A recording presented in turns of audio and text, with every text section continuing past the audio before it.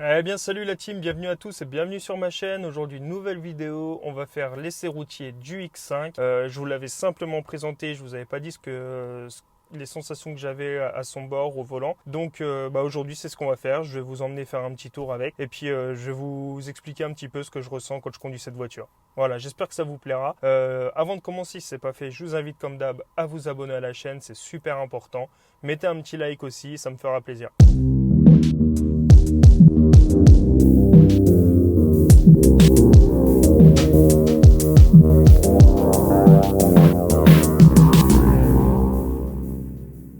On se retrouve à bord du X5.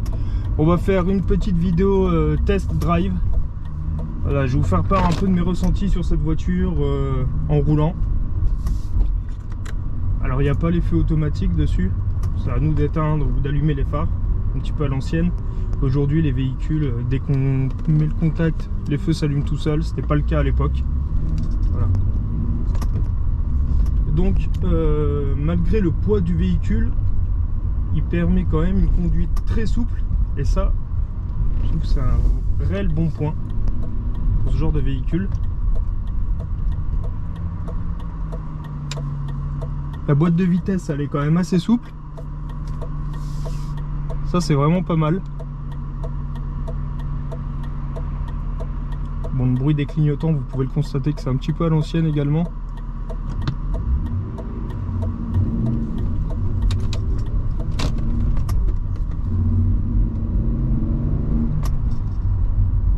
On est sur un moteur assez bruyant, c'est un 6 cylindres en ligne, je le rappelle, hein.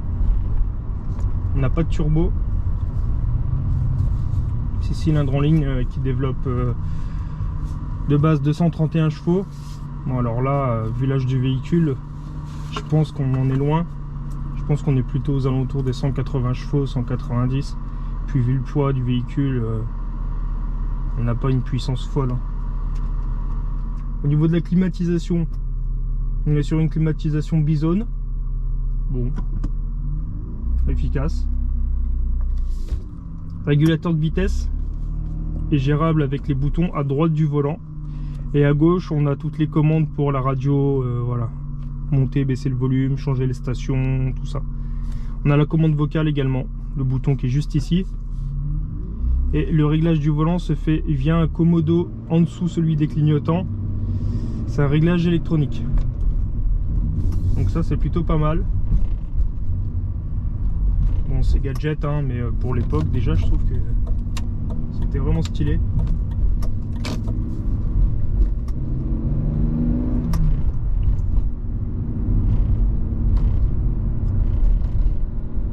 Les suspensions, elles ont été changées il n'y a pas longtemps, hein, donc pour le moment elles sont assez fermes. Mais franchement on a pas mal au cœur quand on est dans cette voiture. Elle est vraiment faite pour du voyage, hein. Comme je vous l'avais déjà dit, j'ai fait de l'autoroute déjà avec. Et franchement sur l'autoroute, c'est un réel plaisir. Bon, les assises, elles sont assez fermes, hein. Même si elles ont vieilli, je trouve que le siège il est quand même assez ferme. Au bout de 700 km, je dois vous avouer que j'avais bon, voilà, l'arrière-train un peu tassé. Mais bon, voilà, on est quand même malgré tout bien installé. Vous voyez, si je mets pied dedans, on sent qu'il a quand même du mal à se lancer malgré tout. Bon, il fait 2 tonnes presque, hein.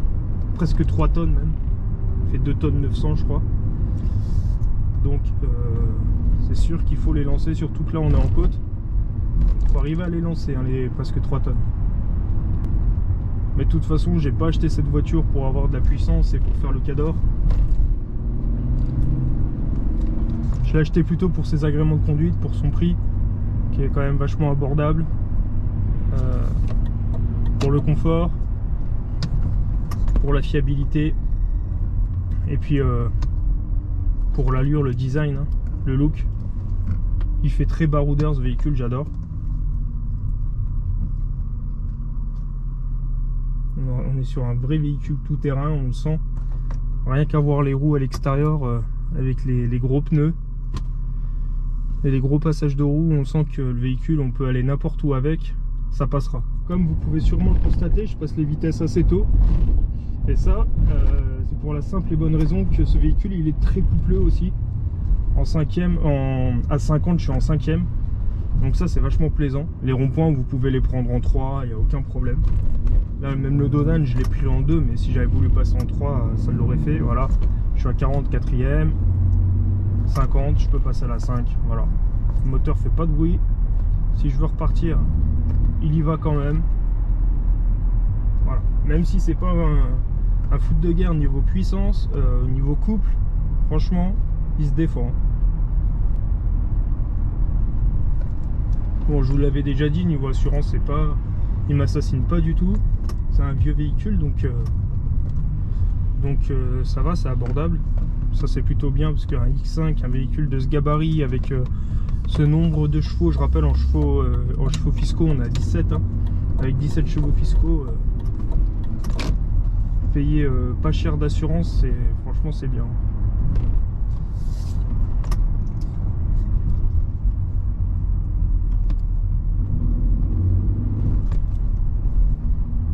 Niveau conso, bah, en moyenne on est aux alentours de 10 litres au 100, hein. Bien sûr, hein. Comme je l'ai dit, le poids du véhicule, les 6 cylindres, tout ça faut les nourrir, donc voilà, ça consomme un peu, mais l'éthanolisation fait qu'on paye pas cher, donc ça va, on s'y retrouve quand même économiquement et ça c'est bien.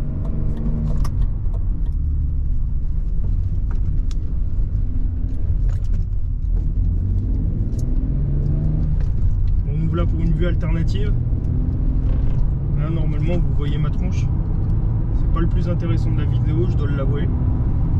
Voilà, c'est juste pour vous montrer un petit peu comment on peut se sentir au volant de cette voiture. Bah, franchement on se sent bien, je suis vraiment pas mécontent de cet achat.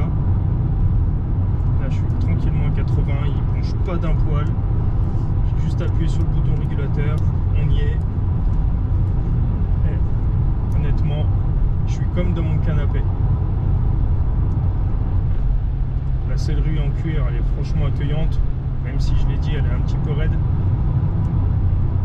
Il n'y a pas de problème. Même pour les moyens trajets, ce véhicule il fait le taf. Alors, bien sûr en ville, pour les manœuvres, c'est pas forcément le plus idéal pour ceux qui habitent dans des centres-villes par exemple, avec des petites ruelles, tout ça. Ça va être un peu compliqué, je dois l'avouer. Surtout que la direction est un peu raide dessus, donc puis la caméra de recul, même si elle est là, bah, finalement elle est pas super efficace puisque elle va filmer vraiment en bas, vraiment la route. On voit pas exactement ce qui se passe derrière, donc voilà. Pour les manœuvres dans les petites ruelles, c'est pas forcément le plus adapté. Mais comme je l'ai dit, pour les moyens trajets, pour ceux qui habitent en campagne, pour ceux qui font beaucoup d'autoroutes, moi j'habite dans une ville, mais les axes sont quand même bien dégagés, et puis c'est des voies assez conséquentes, donc ça passe. Malgré tout, ouais, je pense que c'est un véhicule qui est assez polyvalent, même s'il a bannière, comme je l'ai dit, pour des petites ruelles.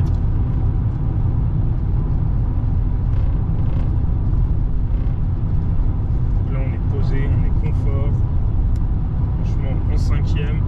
Là je vais rentrer dans un village, je suis à 80 là, 84. Je vais rentrer dans un village, je vais rétrograder en 4 pour faire sauter le régulateur et je vais me caler à 50, mais je pense que je vais rester en 4. Voilà, ça me permettra de consommer moins, et puis de toute façon comme je l'ai dit, il a du couple, donc il va pas du tout rechigner à rouler à 50 en quatrième. Là, pour le moment il y a une côte, donc on reste en 4, mais je pense que par la suite je pourrais même passer la 5 là, ça va être du faux plat, donc il n'y aura pas de problème. Hop, on met un coup de 5, voilà, on a 50, il y va, il n'y a pas de souci. Vous allez voir, je vais sortir du village là et je vais réaccélérer, et puis vous allez sentir que normalement il devrait repartir sans trop de problème, sans trop forcer.